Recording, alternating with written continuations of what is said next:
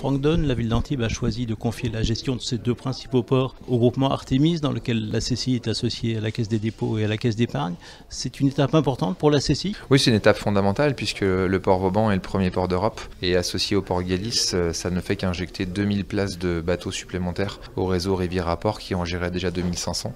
Et donc ça nous donne un poids beaucoup plus important dans le département et ça va nous permettre de développer beaucoup de synergies pour attirer encore plus de clients dans plusieurs sites du département.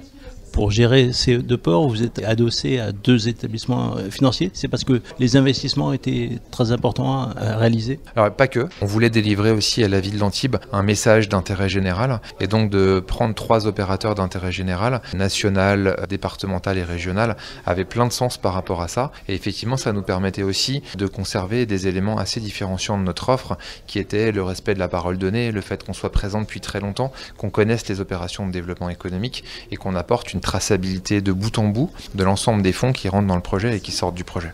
Vous allez investir 135 millions d'euros pour véritablement transformer le port Vauban en un port de référence du 21e siècle? Absolument, c'est la somme qui est prévue sur 25 ans, donc qui est une partie intégrante du chiffre d'affaires qu'on peut générer sur le port, indépendamment de la redevance qu'on verse à la ville. Et donc l'idée, c'est d'essayer de façonner, de transformer ce port pour lui donner un nouveau souffle par rapport à cet objectif du 21e siècle. Alors, quelles seront les caractéristiques de ce nouveau visage du port Vauban?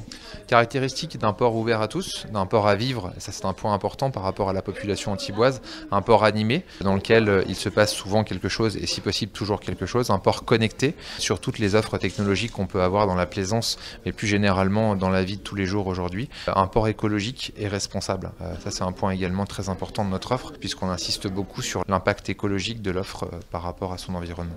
Un port ouvert sur son écosystème et aussi en lien avec la technopole de Sophia-Antipolis? Absolument, donc notre offre 3 piliers essentiels. Un, c'est le campus du yachting, donc d'essayer sur le port Vauban, premier port d'Europe, d'essayer de décliner un énorme campus du yachting pour que l'ensemble de l'offre de formation au yachting, aux équipages, mais aussi aux capitaines et à toute l'offre de recyclage qu'on a besoin quand on est à bord d'un bateau, puisse se décliner depuis le port Vauban. Une technopole du yachting, donc le lien avec la première technopole de Sophia-Antipolis, qui est juste au-dessus à Antibes avec le premier port d'Europe, ça a plein de sens par rapport aux besoins du port et par rapport à l'ensemble des offres qui sont aujourd'hui recherchées et développées sur Sophia-Antipolis. Et puis un point, c'est la cité du yachting, c'est d'offrir à la population antiboise, qu'elle soit sédentaire ou de visite, un port à vivre, un port agréable dans lequel on passe du temps et on est attiré par rapport au programme qu'on peut proposer. Un port qui aura de nouveaux bâtiments offrant des services haut de gamme? Absolument, on a 3 nouveaux bâtiments. La capitainerie du quai des Milliardaires qui est totalement reconstruite avec un crew center, des centres de services aux équipages, de conciergerie,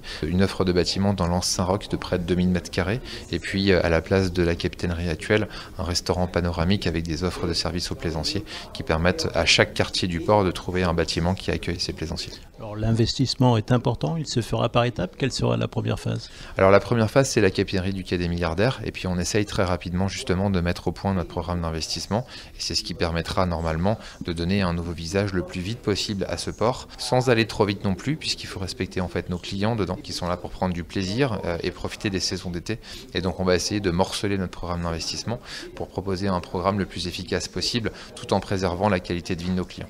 La fin des travaux est programmée pour quand? Normalement, dans 10 ans, on devrait faire l'essentiel des travaux, donc 2027.